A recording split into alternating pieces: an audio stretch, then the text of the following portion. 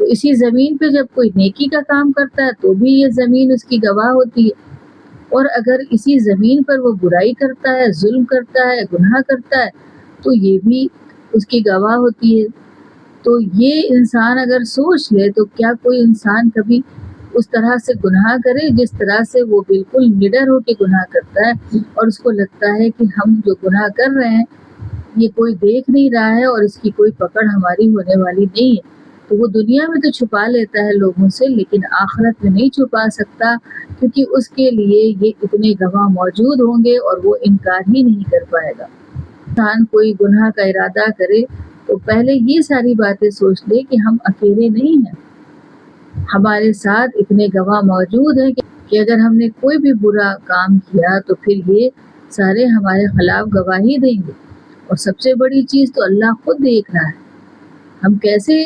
اس چیز سے انکار کر دیں گے؟ دنیا میں انکار کر بھی دے انسان لیکن آخرت میں انکار نہیں کر سکے گا۔ وہ کام جو اس نے چھپ چھپ کے کیے ہیں،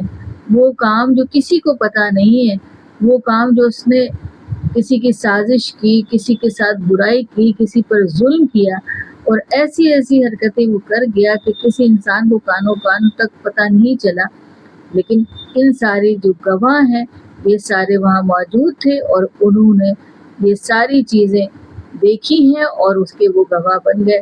اور آخرت میں یہی لوگ گواہی دیں گے اس شخص کے خلاف جس نے بھی گناہ کیا۔ اگر آپ کوئی کام کرنے چلتے ہیں ایسا جو صحیح نہیں ہوتا اور آپ کو لگتا ہے کوئی دیکھ رہا ہے یا کہیں کیمرہ لگا ہے تو نہیں کرتا نا انسان، تو دنیا میں تو وہ ڈر جاتا ہے، گھبرا جاتا ہے، لیکن وہ جو کیمرہ جو ہر وقت ہر انسان کے زندگی میں موجود ہے، ہر وقت اس کے اوپر نگاہ رکھے ہوئے، اس پر کوئی غور نہیں کر رہا، کہ جب بھی ہم کوئی عمل کرنے چلیں تو ہم سوچ لیں کہ یہ گناہ تو نہیں ہے، یہ ایسی بات تو نہیں ہے جس سے اللہ راضی نہ ہو یا اللہ اس سے ناراض ہو جائے۔ اسی لیے سوچ سمجھ کے ہر کام کرنا چاہیے، اور یہ بھی سوچ لینا چاہیے کہ اللہ تعالیٰ ہمیں دیکھ رہا ہے، تو ہم جو کام کر رہے ہیں اللہ تعالیٰ اسے پسند کریں گے کہ نہیں کریں گے؟ اگر نہیں کریں گے تو اسے چھوڑ دو، یہ نفس ہے، یہ شیطان ہے جو انسان کو گناہ کے راستے پر لے جاتا ہے، لیکن انسان بچنے والا بن جائے تو اس سے بڑھ کے کوئی چیز نہیں ہے، لیکن اپنے اعمالوں پر نگاہ رکھیے اور اپنے اعضاء کے بارے میں سوچیے، سارے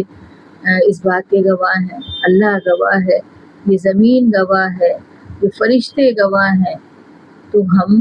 ہو سکتا ہے کہ ہمارا دل پھر نرم پڑ جائے اور ہم اس گناہ سے بچ جائیں۔